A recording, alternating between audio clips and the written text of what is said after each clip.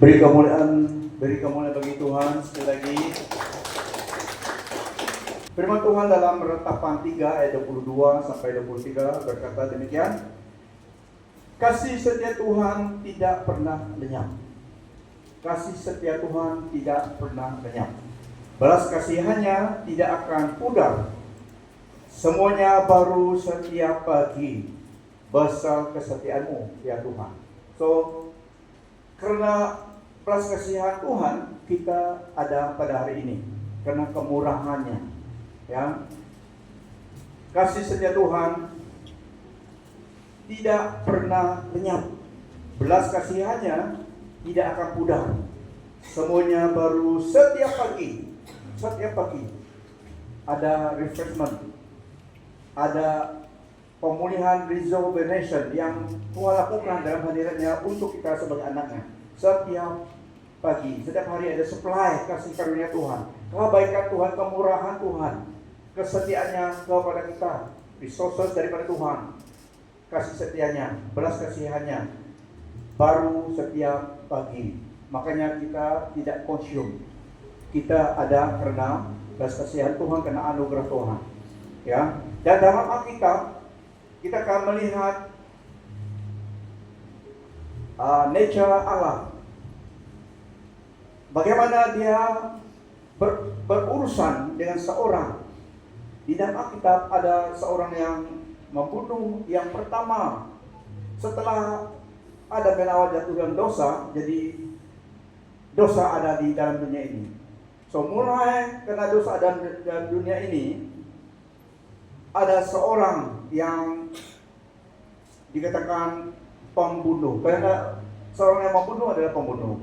Dia yang melakukannya, sengaja melakukannya. Bagaimana Tuhan adili dia? Bagaimana Tuhan berurusan dengan orang sejahat itu? Karena dia iri hati dan dia marah. So iri hati dan amarah membawa kepada tindakan yang tidak baik, yang membahayakan orang lain. So dalam kisah benar ini dia melakukan demikian. Tapi semua yang terjadi, yang dilakukan di bawah matahari, Tuhan Allah kita tahu semua. Meskipun orang kita tahu, tapi Dia sebagai Allah yang Maha Adil, Maha Kuasa, Maha Tahu, Dia tahu semua. So dalam kisah ini kisah benar. Dua adik-beradik yang anak Adam dan Hawa, yang pertama dua anak diajar, dididik, diberitahu bagaimana menghormati Tuhan.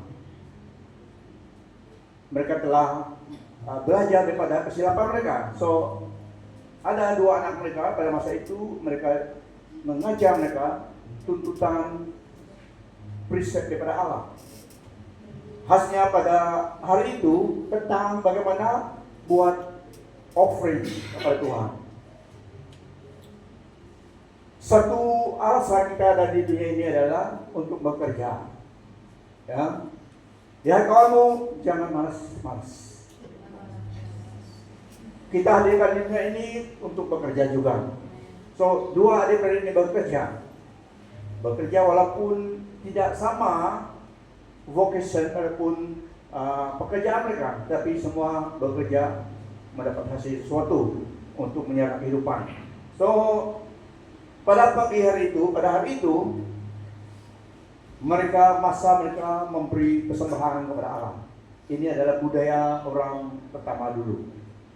Mereka memberi apa yang ada pada mereka, yang pada masa itu yang itu adalah binatang, ternakan. So diberitahu, memang diberitahu dengan jelas oleh ayah dan ibu mereka, inilah yang beri kepada Tuhan. Tapi seorang itu menjaga ternakan, menjaga kambing, domba,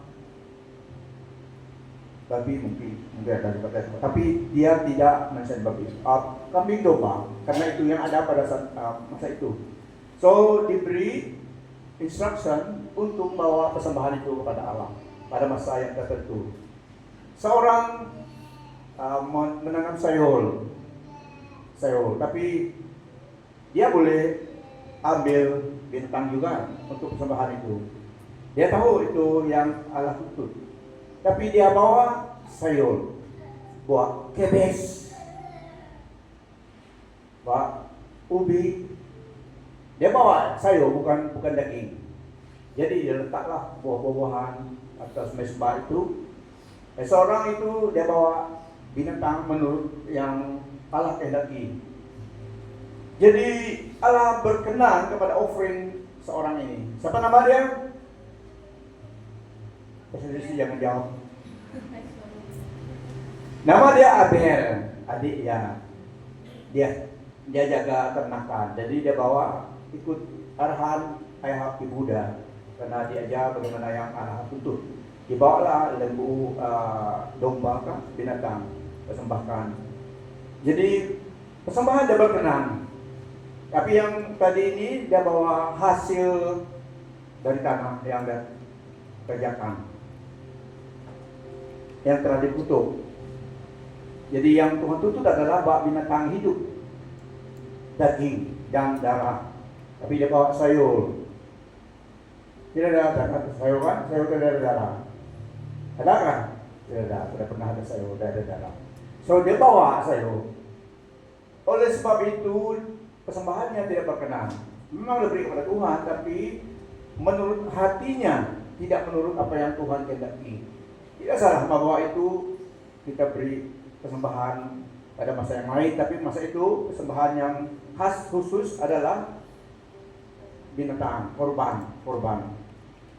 Jadi oleh itu persembahan dan tidak berkenan, marah dia. Dia iri hati kepada adiknya karena adiknya ikut arahan ayah dan ibu dan Allah. Tapi abangnya ini tadi dia posting sedikit, dia bawa apa yang dia kerjakan. Jadi peluh dia bawa buah-buahan, apple sebagainya, tapi tidak diterima, marah dia. So pada hari itu diajaklah adiknya, pura-pura adiknya ikut saja karena abang adik. Jadi kalau abang aja adik ikut.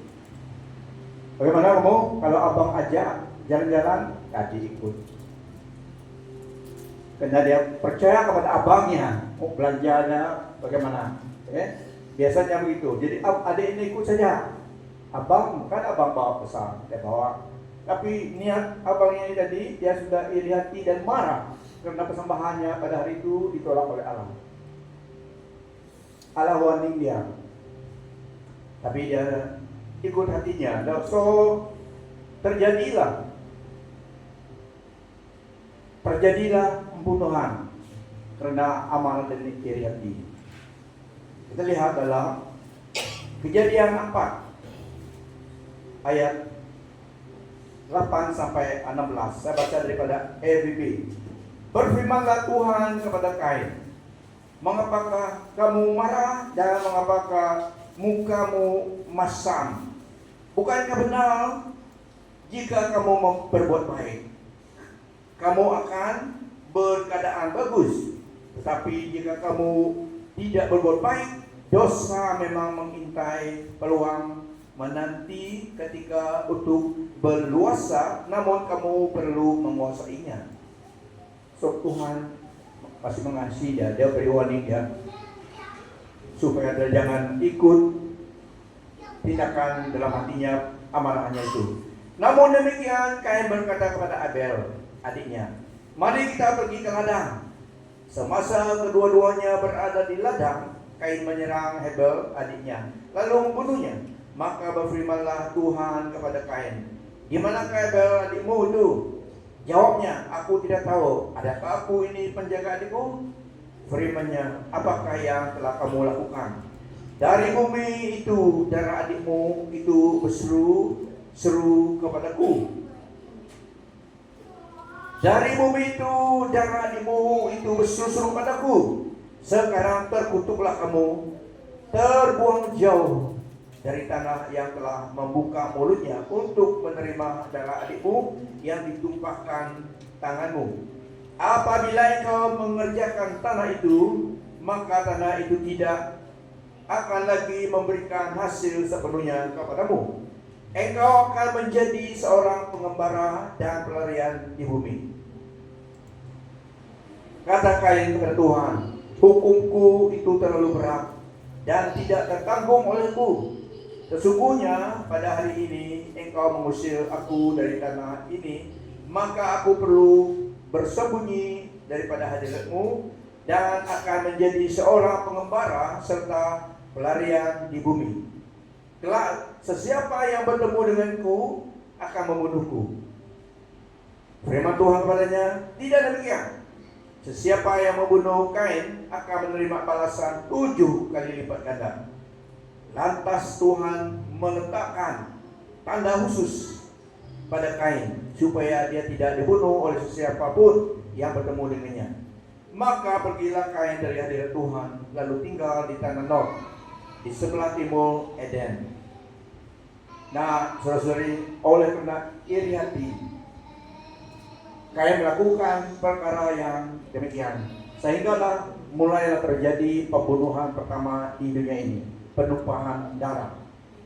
Karena iri hati dan amarah Kain kepada adiknya, karena dia iri hati Allah menerima persembahan Abel yang menurut kehendak Allah, dia menolak persembahannya karena ikut niat hatinya sendiri. So dia melakukan pembunuhan pada hari itu. Tuhan melihat, di Tuhan tuntut keadilan. Tuhan katakan, bumi tidak akan menghasilkan seperti yang pemulaannya. Ada susah dia bekerja untuk menghasilkan apa yang ditanam. Dan dia menjadi seorang pelarian, fugitive wanderer, yang diusir daripada hadirat Tuhan, daripada Taman Eden. Dia pergi ke satu tempat NOD, Nod. Di sanalah Kain. Tapi Kain katakan, terlalu berat hukumanku, sesiapa yang lupa aku akan membunuh. Tapi Tuhan katakan tidak, siapa yang membunuh Kain akan menembak balasan 7 kali. Nah, kita lihat di sini Tuhan memberi tanda, mungkin di forehead Kain, tanda itu supaya orang yang melihat dia tidak akan membunuh dia dalam masa hidupnya, waktu dia menjadi pelarian daripada hadirat Tuhan. Dan kita lihat tanda itu bukan hukuman. Tanda yang Allah letakkan ke atas forehead Kain merupakan protection bagi dia. Kita lihat sifat Allah di sini. Memang Kain melakukan sesuatu yang jahat, perlu menerima hukuman. Dia menerima hukuman, dia memang menerima hukuman. Tapi justru Allah juga memberi dia perlindungan. Tanda itu dimeteraikan kepada dia supaya orang tidak membunuh dia. Mungkin dia mati dua saja. Dia memiliki anak cucu, tapi tidak ditulis. Tapi selama hidup Kain dijaga. Allah memberi dia protection juga. Di sini kita lihat kasih setia Tuhan. Belas kasihannya melebihi kejahatan manusia. Dia juga Allah yang penuh kasih dan keadilan. Dan pada masa ini dia memberi Kain perlindungan daripada dia. Kain memang menerima hukuman, dia diusir daripada hadirat Tuhan, daripada keluarga. Dia menjadi wanderer, fugitif, tidak tahu kemana, jangan saja sampai ke tanah Nod. Disitulah dia diam. Dia diberi punishment, tetapi dia juga Allah preserve hidupnya. Dia tidak membunuh dia preserve dia. Maka dia beri meterai tanda perlindungan, protection kepada Kain. Kita lihat betapa besarnya kasih Allah, belas kasihan Allah kepada ciptaannya, manusia. God is both just and merciful at the same time. Dia memang Allah yang adil, tetapi belas kasihan juga pada masa yang sama. Dia memberi keadilan, tapi dia penuh dengan belas kasihan juga. Hasil di sini kepada Kain. Dan kita lihat juga dia tidak menghukum Kain dengan membunuh dia. Dia diusir dari hadiratnya saja. Dia memberi boundary perlindungan pada dia. sampai bila-bila orang tidak dapat membunuh Kain, tapi diusir daripada hadirat Tuhan. Dan kita lihat juga di situ Allah adalah Allah yang adil dan juga belas kasihan. Dan di situ kita dapat pengertian juga, tuntutan balasan bukan hak manusia. Itulah dia memberi tanda kepada Kain, protection. Tidak ada manusia yang berhak membunuh sesamanya. So Kain, Allah memberi divine protection supaya sepanjang hidupnya, siapa yang bunuh dia 7 kali menerima hukuman. Dan di sini firman Tuhan memberi kita juga tuntutan pembalasan, hak pembalasan adalah daripada Allah saja. Seperti dalam Roma 12 ayat 19. Saudara-saudara yang kukasihi, janganlah berusaha membalas dendam. Serahkanlah kepada kemurkaan Allah, karena telah tersurat, pembalasan adalah hakku. Akulah yang akan membalas. Demikian firman Tuhan. Manusia tidak ada hak membalas dendam, membunuh sesama. So pembunuhan memang, pembalasan, vengeance adalah hak Tuhan. Manusia tidak berhak. So tanda Allah berikan kepada Kain mengajar kita, even in judgment, God does not lose His nature of mercy. Di dalam hukuman juga Allah tidak kehilangan sifat belas kasihannya untuk menyatakan belas kasihan. Hasilnya pada hari itu terhadap Kain. Itu sifat Allah. The mark of Cain teaches us that even in judgment, God does not lose His nature of mercy. Dia tetap belas kasihan. Nah, kita lihat dalam kisah ini, yang pertama kita boleh lihat dalam kisah ini adalah ada akibat dosa. Dosa ada akibatnya. Meskipun Kain tidak dibunuh, he was scared for his action. Kita lihat hidupnya berubah selamanya. His life was changed forever. Karena perbuatannya. Dan tanah tidak berhasil memberi hasil yang sepatutnya kepada dia lagi oleh karena perbuatan dosanya itu. So ada akibat dosa. Dan destiny dia, masa depannya juga alter, tergugat. So ini memberi kita satu pengertian bahwa dosa ada akibatnya. Janganlah tertipu, Allah tidak dapat dipermainkan. Karena apa yang disemai oleh seseorang, itulah yang akan dituainya.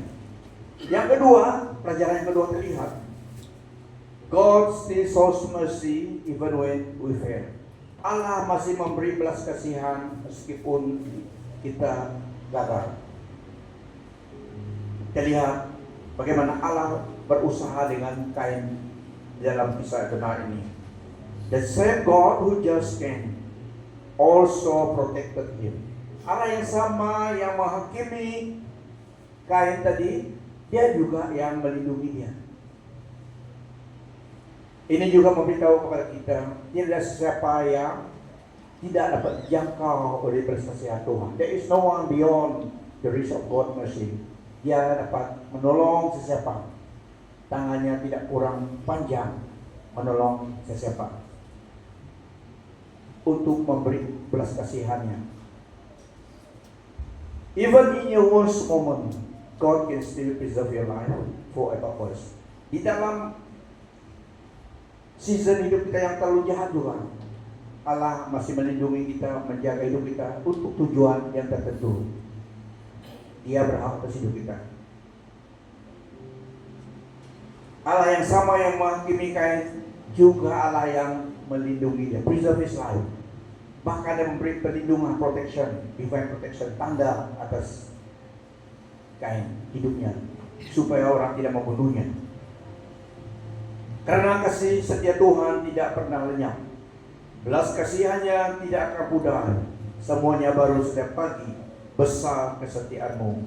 Yang ketiga, kita lihat pelajaran yang ketiga, God control judgment, not man. Allah yang berkuasa atas penghakiman, tuntutan penghakiman. Dia yang berhak atas penghakiman, bukan manusia. Kita lihat tanda yang diberikan terhadap Kain adalah warning kepada orang lain. Siapa yang melihat dia, mereka pun takut membunuh dia.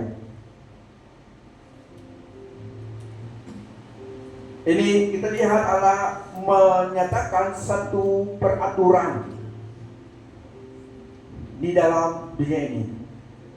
Bukan manusia yang memiliki final authority, bukan manusia yang berhak sepenuhnya absolut, bukan pemerintahan, bukan manusia yang memiliki kuasa yang absolut di dunia ini tentang kematian dan kehidupan. Bukan manusia yang berhak atas berurusan kematian dan kehidupan, tetapi Allah. Dia yang berhak atas semua kehidupan. So, tidak ada seorang yang berhak membunuh Kain. Jadi dia memberi dia protection. Dan di dunia ini juga dia telah memberi peraturan, order. There is no human being yang berhak untuk membunuh seseorang. Human being are not the final authority over life and death. Mengenai kematian dan kehidupan, Allah yang berkuasa berhak atasnya, bukan manusia. Itulah kalau Tuhan, ya. So, yang absolute authority dalam kematian dan kehidupan adalah Tuhan Allah kita, bukan manusia. Yang keempat, guilt does not cancel destiny completely. Kesalahan tidak juga menghapuskan masa depan seseorang itu sepenuhnya, completely, sehingga tidak dapat retrieve kembali. Guilt does not cancel destiny completely. Kita lihat, Cain kehilangan certain privileges, yaitu dia diusir daripada rumah bapa, tapi hidupnya masih ada. His life still go on, did not end. This shows that failure does not always mean total destruction. Kehampaan hidup kita tidak semestinya tidak ada harapan lagi. Dalam Yesus semua ada harapan, ya. Yesus telah datang, ada harapan. Ini dalam Genesis, Yesus Kristus datang menyatakan diri Allah itu bodily sebagai manusia 100%, Allah 100%. Ini dalam Genesis. Tapi dalam New Testament sudah kelihatan Allah yang Maha Kuasa itu, pribadi Yesus datang ke dunia ini. This is God. Lihat dia.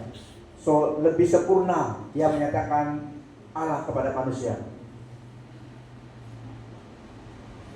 Di dalam dia, Yesus datang reverse dan kutukan dosa. Di dalam dia kita menerima ciptaan baru. So, ada harapan manusia dari Yesus Kristus. Di sini Allah menyatakan keadilan. Dan guilt does not cancel destiny completely. Yesus datang memberi harapan. So ada second chance bagi setiap manusia. Sejahat manapun seorang itu, apabila datang kepada Tuhan Yesus, waktu di dunia ini ada harapan hidupnya. Karena tangan Tuhan tidak kurang panjang untuk menolong seseorang. Yang penting seseorang itu datang kepada Tuhan, relakan rencana Allah bagi hidupnya. Yohanes 10:10 katakan, the thief come only to kill, steal, and destroy, but I have come that they may have life. Pencuri datang untuk mencuri, membunuh, membinasakan. Aku datang supaya mereka memiliki hidup dalam segala kelimpahan. Yesus Kristus datang, semua manusia ada harapan. Yang penting mereka datang kepada Dia. Semua yang datang kepada Tuhan tidak akan ditolak dalam Yesus. Di luar Yesus ditolak, dalam Yesus diterima. Ya, semua manusia ada harapan. Yesus telah datang. So, hidup kita tidak total destruction. Banyak perkara dalam hidup kita season tertentu kita yang membuat kita kecewa, gagal terkadang, tapi Tuhan akan memulihkan. Amen. Karena Yesus datang, lebih lagi dasar kebaikan Tuhan Allah limpahkan. Roma 5 ayat 8 mengatakan, God demonstrated His love toward us in that while we were still sinners, Christ died for us. Allah menunjukkan demonstrasi kasih-Nya kepada kita. Ketika kita masih berdosa, Kristus mati untuk kita. Itu adalah kasih yang extravagant love kepada manusia. Makanya kalau seseorang menolak anugerah Tuhan, menolak keselamatan dari Tuhan, dia siapa yang akan menolong lagi? Yesus Kristus adalah bos di dunia dan di surga.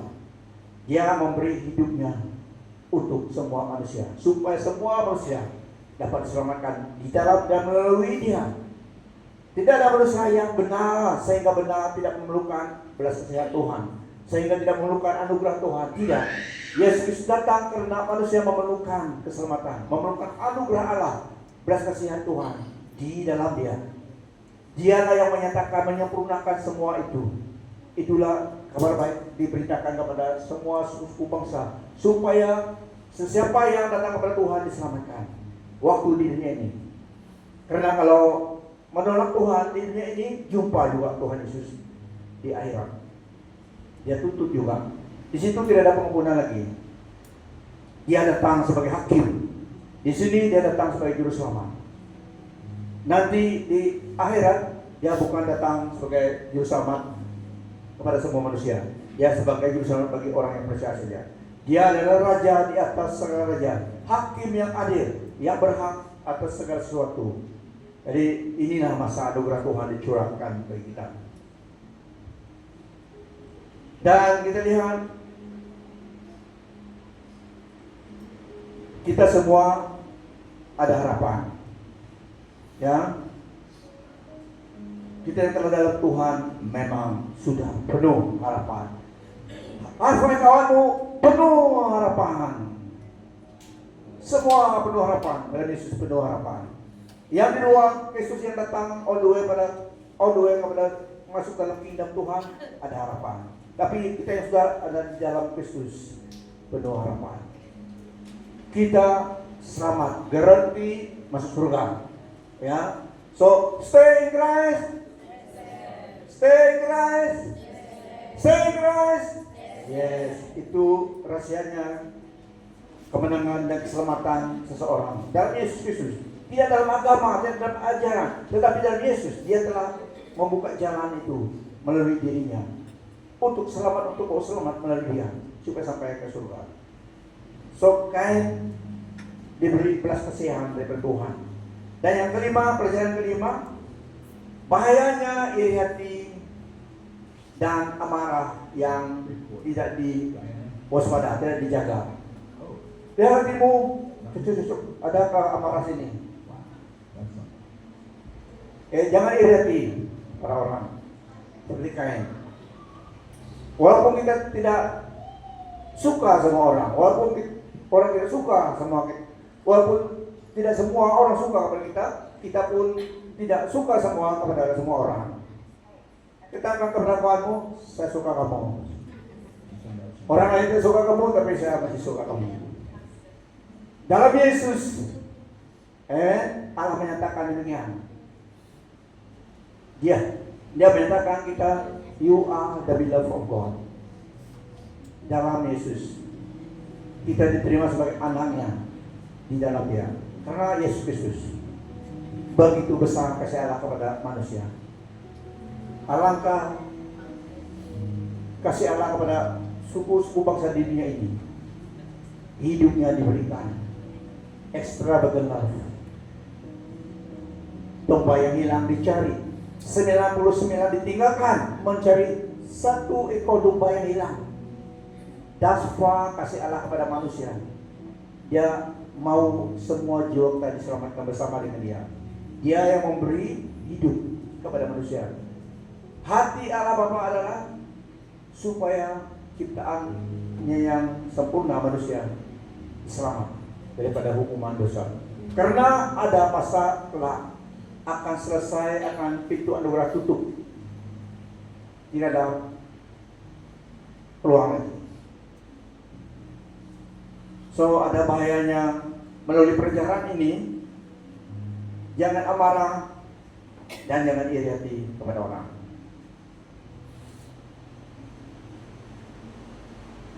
Kain membunuh bukan dasar daripada pembunuhan. Dia memiliki mula iri hati, marah ada matinya karena perbuatannya sendiri. Salah yang dibawa kepada Allah, persembahan itu bukan salah Abel. Abel ikut obedient kepada instruction, tapi Kain posting dia bawa apa yang dia usahakan. Dia tidak ikut arahan. Jadi itulah puncanya hatinya memiliki iri hati. Seseorang tergoda karena terjerat oleh nafsu jahatnya sendiri. Apabila dia menurunkan nafsu jahatnya itu, wujudlah dosa, dan dosa yang matang akan membawa kepada kematian.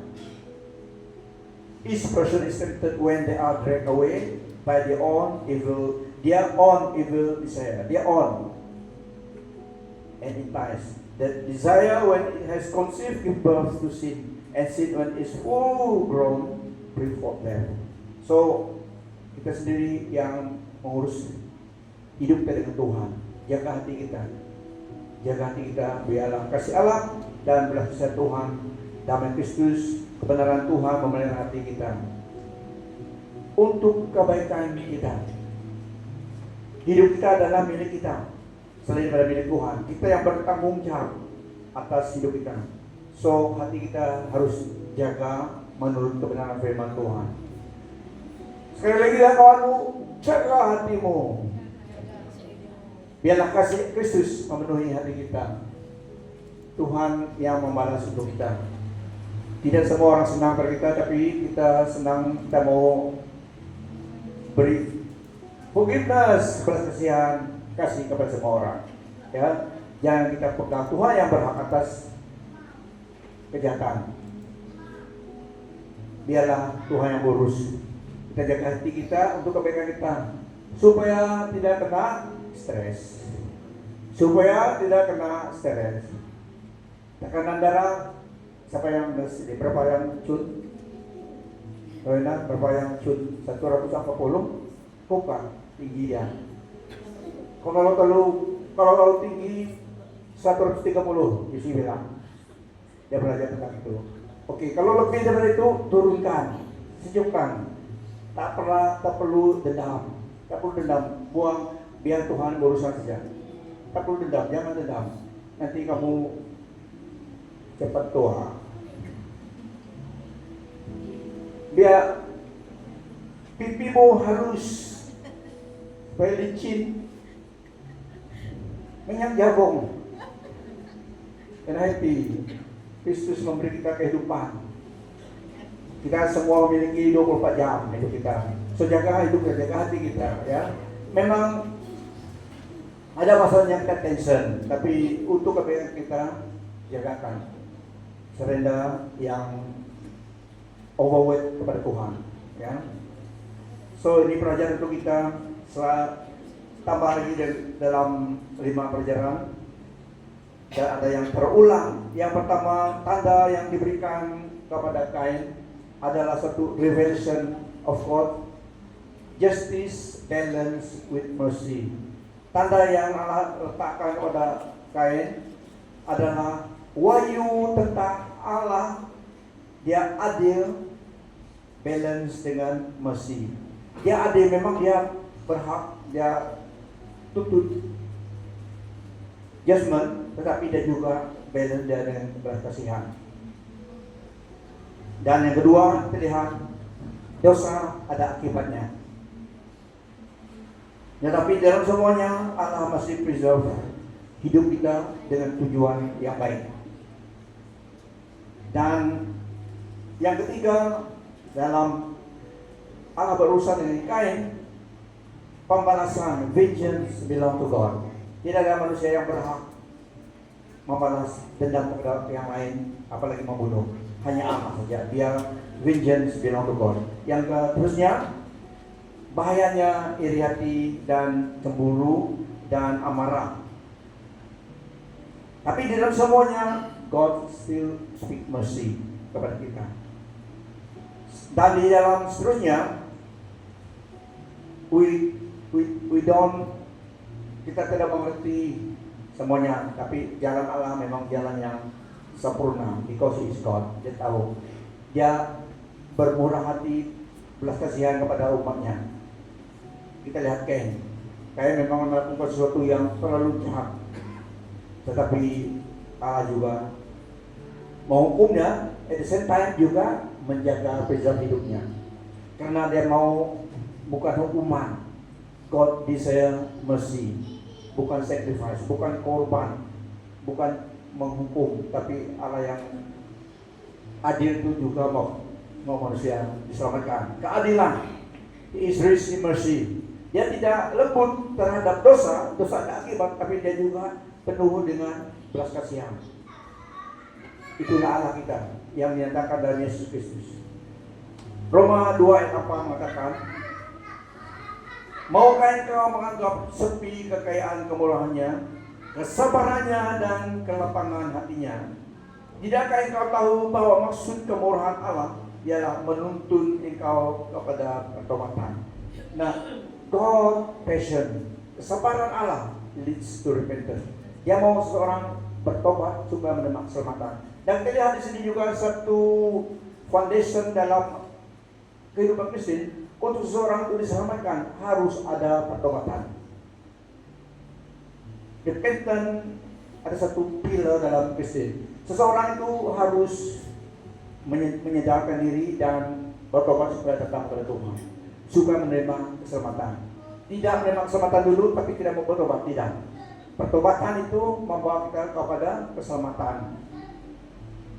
Kita lihat dalam Cain. So Roma 2 tadi mengatakan, kesabaran Allah menuntun kita kepada pertobatan supaya kita menerima keselamatan daripada Dia. So alangkah kemurahan Tuhan. Mari kita berdiri. Dalam Mazmur 103 juga mengatakan, Tuhan Allah kita penuh dengan belas kasihan, Dia mengampuni kita.